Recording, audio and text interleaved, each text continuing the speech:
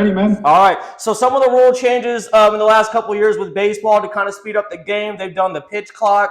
They've got rid of kind of the infield shift rule. They've also, with extra innings, they start a guy on second base now to kind of hopefully, speed up the process of extra innings. So we don't have these games going into like 18 innings where it's basically two games that turn into one.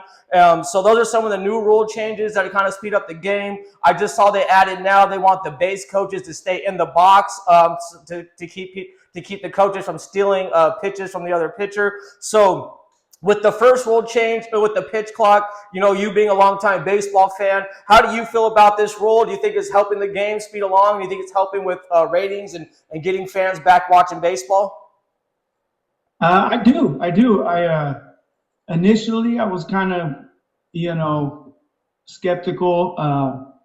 But after watching games, I like it more. I approve of it. Yeah. It does speed up the games. I think it gets people more into it because the games were getting kind of long, kind of boring. I was watching a video. I think it was Zach Greinke, and it took him like 2 minutes to throw a pitch one time. It's like, come on, man. Yeah. You know what I mean? So I was kind of concerned for the pitchers at first because they get their routine and they've been doing this for a long time. So how they were going to adjust, but it looked pretty seamless to me with the pitchers. But overall, yeah, I think it was a great rule and a great way to speed the game up. Yeah, and then when you speak about routines with the pitchers, kind of with the hitters as well, because a lot of the hitters, they want to do all this shit, retighten the gloves, pat the helmet a couple times, scratch the nutsack. So it's also kind of delve into the hitters' routine as well, because they don't have a lot of time to be fiddling around with their junk, doing whatever they got to do. So it's actually, me not being a big baseball guy, it's actually got me a little more into the games because of that process now. They're keeping the game under 3 hours.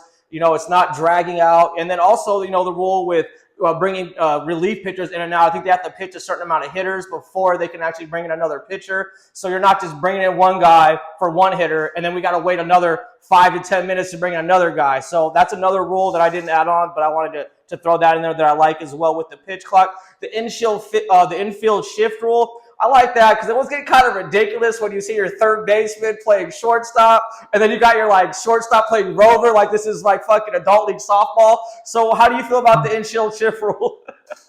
As a fan of baseball, I hate it.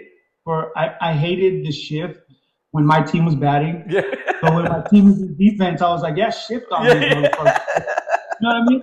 Because it works out. But when it was my team, when the Padres are batting and they shift and someone hits a line drive that drops to the rover spot where it's third base playing shallow right field, you know what I mean? That pissed me off. Yeah. So I do like the shift rule better now. Yeah. As for my offense, yeah. My defense, no, because then the other team gets to, they can take advantage. But I do like it better. I mean, it makes it. I don't know how to really say it, but that was taking away a lot of hits from people. Yeah. A lot of, you know what I mean? And yeah. It was really, I thought it was kind of messing up the game. That exaggerated shift was just kind of ruining it for me. Yeah. I'm glad they got rid of it. I mean, they still have a little bit of a shift, but you got to stay on that side of the second base bag. So yeah.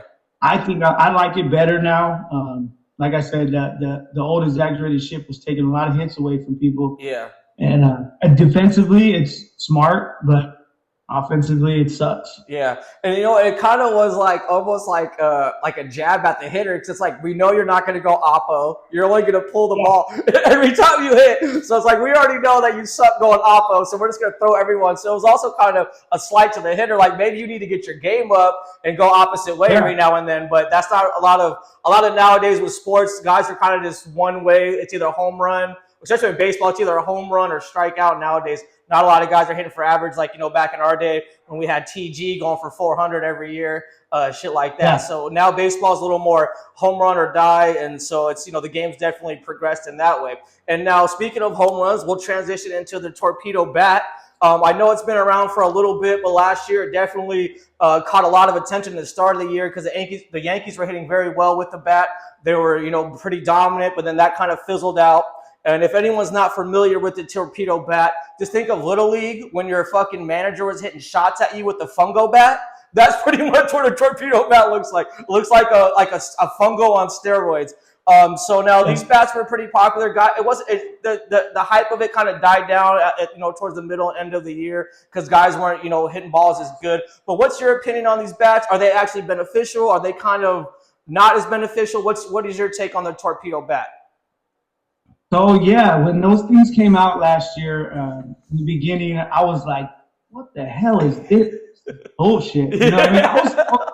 I was pissed. Okay, I was like, "What the hell is this?" Excuse me.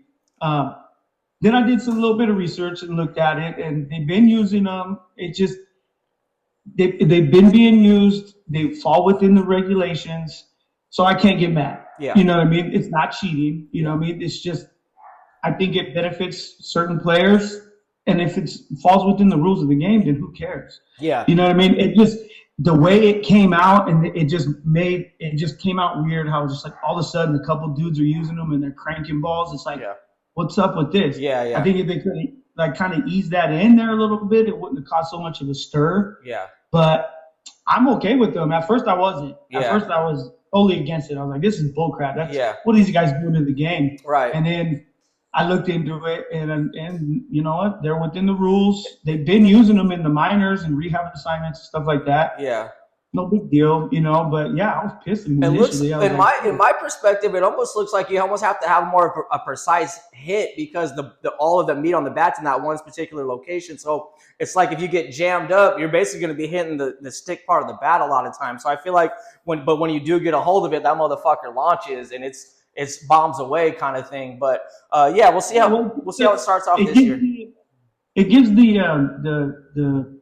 the sweet spot a little more meat, though, a little more weight. Yeah. And a lot of these guys, that's all they're swinging for, anyways. The sweet spot. They're trying to hit a home run nowadays. You know what I mean? Yeah. Everybody wants to hit the sweet spot, but they're all launch angle and bat speed, and if you can get that bat around quicker, you know what I mean? That's all the better for you. And if you can balance that weight in one little spot right there, and that just covers the plate, and you're going to benefit. Yeah. You know what I mean? But there's also downfalls to it. Again, you get it off the end of the bat. Right. It's going to be a little roller to first base. It's going to have some spin on it. But overall, I think if players comfortable with it, I say you let them have fun with it. Cool. Well, that's good. Thank you for telling me about the the angle that they're trying to hit it, the injection angle. That's really cool. I wasn't aware of all that now because with the analytics, things change in sports, and that's why you're on the show today, sir. That's why you're on the show today.